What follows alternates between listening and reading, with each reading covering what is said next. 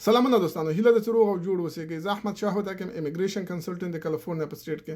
هر ورځ ډیری شمېر هیوادوال موږ سره ټلیفوني اړیکې نیسي او یا هم پیغامونه راستوي او په دې اواخرو کې زیاتره هیوادوالو سره یو نوع تشویش پیدا شوی ده. دوی وایي چې دوی په سوشل میډیا کې اوریدلي دي او یا هم له ځینو تلویزیوني رسنیو څخه اوریدلي دي چې د امریکا د دولت له طرفه ټراول بان لیست خپور شوی چې په هغې کې افغانستان هم شامل ده او په هغې کې ذکر شوي دي هغه افغانان چې مهاجرتي یا غیر مهاجرتي ویزې لري، له دې نه وروسته امریکا ته د داخلېدو اجازه ورته نه ورکول کېږي. څه شی چې تاسو دوستان اوریدلي د حقیقت نه لري. هغه کوم شی چې په سوشل میډیا کې خپریږي یا د ټراول بان لیست په اړه او وی وای احتمال لري دغه یو لیست د امریکا د دولت له طرفه خپور شي، وی وای چې شاید دغه یو لیست د امریکا د دولت له طرفه خپور شي، خو تر اوسه پورې په رسمي ډول د امریکا د دولت له طرفه هیڅ نوع ټراول بان لیست نه ده اعلان شوی. نو هیڅ د تشویش وړ خبره نشته.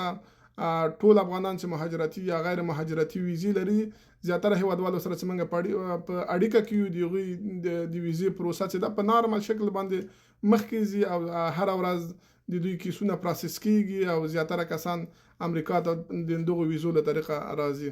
هیله ده ستاسو پوښتنې ځواب شوي. مننه.